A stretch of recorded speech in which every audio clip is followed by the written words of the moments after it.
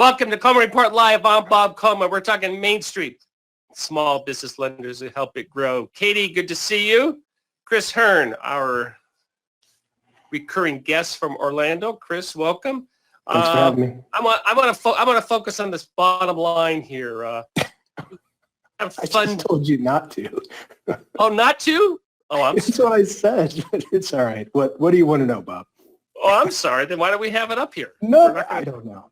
I said don't draw attention to it. See who. Don't draw attention to it. Okay. Ignore this. 150,000 loans. Rewind. 5 billion, 270,000 jobs, but ignore that. Ignore that. Right.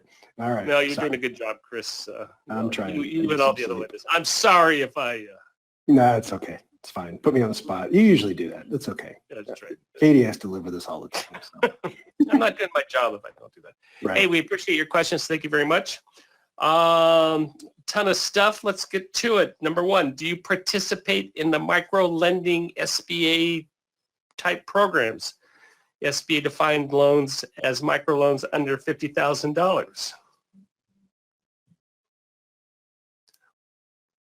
What's Fountainhead do, Chris?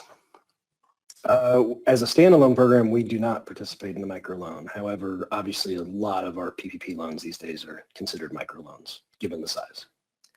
What's your average loan size on PPP 2? Right now, about $12,500.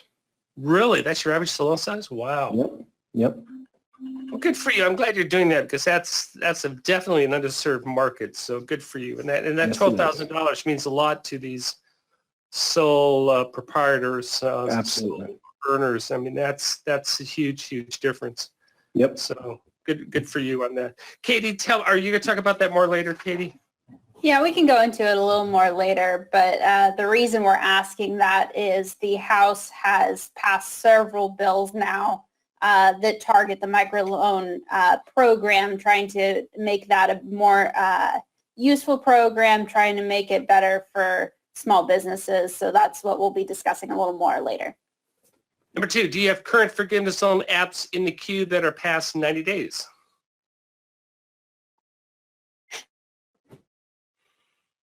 I imagine there's going to be a lot of yeses to this one. Oh, very good, Katie. Yeah.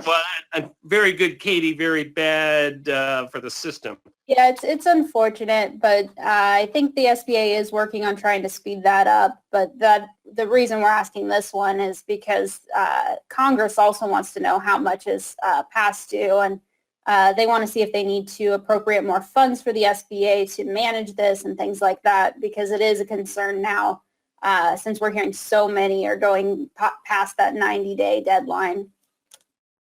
No, that's a huge number, and that's not fair to the lender, not fair to the borrower, especially if you're looking at a contingent liability, you're trying to apply for another loan. That's an issue. Well, finally, Bob, it's probably not fair to SBA either. I think they need some help. Yeah, it's absolutely. So, and I know we'll talk about that in a second. SBA requires a debt service coverage ratio of 1.15 for all SBA 7A loans. Per the SOP, true or false? Trick question, Chris. It is false. It's only true for loans over 350,000, loans less than 350. We do not need a specific debt to service coverage ratio. Well, there's also another piece of the trick question, Bob, which I wasn't sure where you go with, which is based on historic debt service versus projected debt service. But yes, the size of the loan matters definitely for this. Right, absolutely. And the debt service coverage ratio, I'm going to talk about that in today's webinar, is it can be on projections, be historical. Pro tip, do not take historical financials and then magically present projections that show that we're going to do it. You're allowed to do that per the regs. You can base the loan decision off projections, but I'd be very careful when you have historical financial statements, because if they don't pan out, that's the first thing the Inspector General and SBA are going to look at in terms of the validity of your guarantee. You can't just extrapolate straight line, Bob, from historical? You can't just extrapolate straight line from historical numbers? That's not Well, yeah, whatever they did in 2019, they're at 10% to 2020 and 10% to 2021. Yeah, that's Sure. I mean, what could happen? A lot. What is more, do you think, the industry standard today with the 90% guarantee? I know lenders wanted a 1.3, 1.35. Do you see that coming down? Is it all over the board? In terms of what? The debt service coverage? Debt service coverage. In other words, SBA sets the floor 1.15, but you can Right. choose to have a higher number. You say, no, we're not going to Sure. do an SBA loan unless it's 1.25 or whatever. Right. I think for a while the industry standard was hovering 1.3, 1.35. Do you see that coming down is really what I'm asking in terms of today? I can only speak for ourselves. We haven't adjusted downward. I mean, I know there's probably sort of a a bit of a pressure to try to capitalize on this 90% guarantee. But again, I think that's when lenders especially get in trouble when they try to do that, where they modify their prudent credit standards just to try to get a bigger guarantee and to try to squeeze things in to fit. So I'd be careful with that. There are obviously much more conservative lenders out there. Oftentimes they do not participate in SBA programs. So it's, and obviously the lender is allowed to overlay their credit policy on top of SBA. So you have, it's a tough question to answer, Bob. There's folks that adhere to exactly SBA's regs, and there's other folks that, you need a 1.45 or 1.5 times right now, even in today's economic environment in order to Well, it's qualify. also difficult in terms of how do you handle the business that had good cash flow in 2019, good cash Right. flow in 2018. We Yeah. already know what those 2020 numbers are going to look like. In that one, now you're in a hybrid. Now you are Right. relying on projections, That's right. and you have to truly get behind those numbers, because if those, and show SBA you understand the projections and you're asserting, yeah, we think this is going to happen, because if it doesn't happen and the business fails and you have an early default, Right. the first thing they're going to look at is projections. Now, if you've done a complete analysis and say we think everything's fine, but all of a sudden there's a fourth closure in that footprint that puts them up business for 3 months, that's the lending risk, but you've addressed that. So. Yep. Very good. Katie, what's going on in Washington, D.C.? Yeah, so like we were already discussing a little bit earlier, the House passed 3 bipartisan bills last week to improve mainly the microloan program. There is one on 504 here as well, but they're all essentially just to make it more enticing programs and things like that. The first one is called the Microloan Improvement Act. And what that does is it's going to take steps to lower interest rates, extend repayment terms, and eliminate the 1/55 rule. I don't know should I go into what that is, or are we good? Sure, real quick. I have no idea. Yeah, so What's the the 155 rule? 155th rule essentially says that the SBA during the first half of the year can't extend loans more than 1/55th of their funding to one state. This unfortunately makes the microloan program not as good as it really could be, and it does limit it on occasion. I So missed the memo. Last I checked, we had 50 states, Katie. What? Maybe it's I don't know why they it's set that territories. number. I'm Yeah. Yeah, guessing the it's territories. Yeah, probably- they Puerto Rico and Virgin Islands is one, and then Guam and Micronesia, DC. Okay, I'm sorry. All right. The second one is the Microloan Transparency and Accountability Act, and it does exactly what it sounds like it does. It means the SBA is going to have to report things like key metrics for the microloan program, including interest rates, fees, default rates, things like that. They already do some of it, but this would make it codified and make it a little more formal in that situation. And then the last one is the 504 Modernization and Small Manufacturer Enhancement Act of 2021. That one would increase the maximum loan amount for manufacturing loans, 504 loans, from 5.5 million to 6.5. It would also do some more streamlining for administrative requirements and provide some more funding for administrative as well. Do you see that one passing or being implemented, Chris? I think that one's probably, yeah, I think that one's fairly easy of the three. I mean, there's not a ton of focus on the microloans, although I think this administration probably wants to push further down market for SBA. So I think all three of these have a pretty good chance of passage. And frankly, there hasn't been a change in the second lien 504 piece in a number of years. So I think we're overdue for this. It's always been a challenge on, yes, we want to address those smaller micro businesses. We want to get capital to them. But when you balance the costs of getting that out, and usually you're dealing with more unsophisticated borrowers who have pen and paper type of financial statements, it's difficult. But you're right. This administration, and past administrations want to get money to that sector, and I think you're going to see more and more.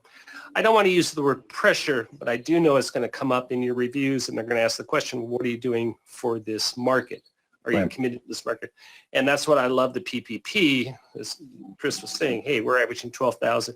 Katie, do we know what the average loan size is? During this round, I don't know it. I Certainly. think last time I looked, I think it was around 50,000 actually. Yeah. Okay, that sounds about right. Yeah, here are the numbers where we are. Katie, we always ask the question, how much are we good through May 31st? What's going on?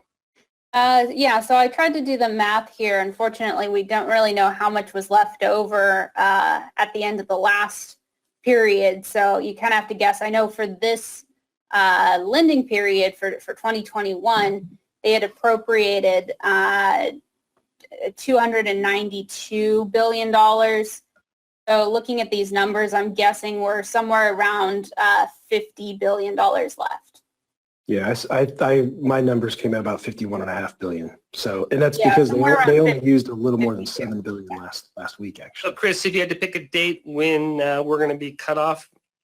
I'm sticking to what I said a while ago on this show, which is I think mid-May is when it's going to be done. You think, well, it'll be before May 31st. I do still think it'll be before May 31st, and I'm not excited about that because that means there's going to be a panic at the disco, I'm afraid, here at the end. So yeah, but we'll see. We'll survive it. Katie put together this nice chart. These are all things we're waiting for. Katie, since you did the work, tell us what you've done. Oh, this list is actually the things that we most recently heard back from, and of course it does ask a couple more questions, but the PPP, the most recent thing we heard about was the revised hold code guidance. Most of you have already been working with that, so that's not that new, but that was almost a month ago now. PPP forgiveness, they updated an FAQ, but otherwise all of that's been pretty much the same. We're still waiting on more recent forgiveness numbers, and that is something we'll discuss a little bit later in the program as well, but that is something we've been waiting on. It seems like the SBA is only updating that maybe once a month or so. We don't know how much is left over in the process of being forgiven right now, but from our poll, it does seem like there's a significant amount that's still being held up right now. 7A, the most recent update, is the COVID underwriting guidance, and we also have some COVID underwriting guidance for 504 as well. I just did not list that one. Shutter Venue Operators Grant. The program is expected to reopen sometime this week. The SBA said, I believe that was Saturday or Sunday, that they expected it by the end of the week. So that's going to be hopefully up and running again very shortly.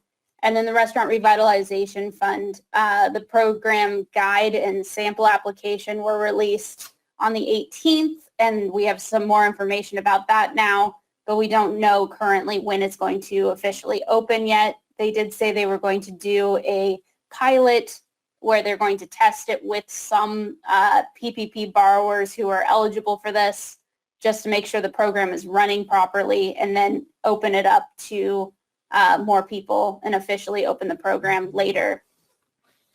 Go back a page, Joseph. We also need to add the debt refi on 504. That's right. Yeah, that's the big thing we're waiting on for 504. Other than They did give some COVID underwriting guidance for that one. Other than that, that's We the still next haven't done big step for 504. Right. So that's, I mean, that's huge, and we want to see that happen. And that's what's going to happen is after the PPP is tapped out, the switch will be for 7A. People will realize that 90% guarantee is very attractive, and the 504 refi is going to be very attractive. So the beat goes on. Very quickly, we got restaurant revitalization. Katie, we got a question from Russell. It said he picked up that the maximum amount per location is 10 grand. What is that's? I don't know if we reported that, Russell. I don't know where you got that number from. Katie, what's the SBA website say? Yeah, so that's going to be $5 million per location, or a total of $10 million, whichever is going to be less. Russell, you may have picked that up from the idle. That's how much the idle amount is. So, okay, but it is 5 and 10. Anyway, real quick, tell us what's going on with restaurant. Yeah, so the restaurant revitalization grants are not yet being accepted. However, they do have a sample application up on the website. There's also a program guide. And I already kind of explained some of this, but the program is going to open up for a short period sometime in the next 2 weeks for some PPP borrowers who are eligible for this program. That way the SBA can test it, make sure it's working. Once they're sure it's working, sometime after 7 days, they're going to open it up to a priority group, which is going to be certain minority groups, women-owned businesses, veteran-owned businesses. That's going to go on for, I believe, around 20 some, I don't remember the exact amount, around 20 days, a little more than that. And then it will open to everyone who's eligible. Very good. Chris, are you it's a grant program, it's not a loan program. Are you involved at all? Are you talking to your people about it? It's just, I haven't it's on heard your much. radar. Yeah, it's on my radar. I'm paying attention, but yeah, it won't be something that we're administering it since it's going to come directly from SBA. Yeah, no, very I good. think the most lenders need to know about it is just that it exists. Let borrowers know that it's available to them, and other than that, it's really more on the SBA side. Yeah, and what I would do, get our friends involved. The SBDCs are becoming experts on these grant programs. That's their job. And that's what I would do. If I had a borrower who I'm concerned about, wanted to be taken care of, I'd refer them over to your local SBDC. What's going on with forgiveness? We have a letter. 19 Republican senators or representatives aren't happy. Tell us about that very quickly. Yeah, so there's 19 House Republicans who have sent a letter to the SBA administrator asking for more details about what's going on with the backlog of PPP forgiveness applications. Specifically, they've been asking for the number of current loan forgiveness applications that are past due, 90 days past due. They also want to know the number of days it takes to respond to loan forgiveness applications, the frequency of inaccurate or incomplete applications that need additional review, and any information regarding staffing so that they can make sure that the SBA has proper staffing and proper funding to make sure to process these in time. And I know that that is a difficult thing for the SBA, and it's not really necessarily a critique of them. The Congress just really wants to make sure that they are able to handle how much applications there are right now and how difficult it is to process all of this on a small amount of staff. They want to make sure they have the staffing necessary. Yeah, which is, I think, is the positive. My eyesight's not that good, so, but go ahead. I think we had the font 6 on this one, but go ahead, Katie. Yeah, this would be part of the issue here is the SBA is publishing some forgiveness information, but we don't know about the backlog. This data is from April 8th, so it is a little bit older as well. So it's just, this is what Congress is asking for. They want this updated. They want to know how much is in the backlog and things like that. It looks like, I can hardly read this too, but I think it's 31 billion. the Katie's going to go to the eye doctor. It's 520. Yeah, little known fact. The Congress is also asking for much larger allocations of font here, clearly, because none of us can see that. We're Yeah. trying to save money. We're trying to That save needs to be part of this. Yeah. If you can't see it, then you can't find out details. about it. amount not forgiven, $700 million. But if you look at that ratio, that's a good ratio. We have 227 billion forgiven, so that's positive. There's another 212 billion out there that we need to address under review. And of course, I would like to see those numbers broken out by dollar amount. Is what are we talking about? Loans under 50,000, loans over $200,000. Well, you got your answer. It's right here. Oh, go. Well, sort of. We've got the forgiveness amounts and things like that, but it isn't broken down, like you said, by the amount of loan, I suppose. So that would be another good data point to have. Raman asked a great question on this. I don't know if you know the answer, Chris or Katie. I don't. This is the bank made an error in the 3508S and applied for partial forgiveness. But the bank does not know how to remedy this, saying SBA has not defined an appeals process to do that. Any suggestions, Chris? I would immediately contact your reps at SBA or try to get a hold of them at least to try to rectify that. I don't know that there's anything else you can do. Yeah, that's just a one-on-one, and there's a specific email for that. So thank you for that question. Very good. Let's see, what do we got? Very good. Upcoming webinar. I'm doing my webinar in 40 minutes. If you want to hop on, just shoot an email to Joseph or I. We'll take care of that. I'm going to be gone next week. And Chris, thank you so much. You have been volunteered to guest host for 2 days. I appreciate it. Katie, we got you in the rotation. You're going to host for 2 days. And we got Joseph for a couple days. So we're changing it up a bit. And, I appreciate you doing that, Chris. I know you're busy. Yeah, I'm sorry, Katie, go ahead. We're just gonna have massive fonts. That's gonna be my key. Know your audience. Know your audience. There you go. Well, thank you all for joining us today for Coleman Report Live and for supporting America's Main Street, one entrepreneur at a time. Thanks a lot. Take Have a care, great man. day.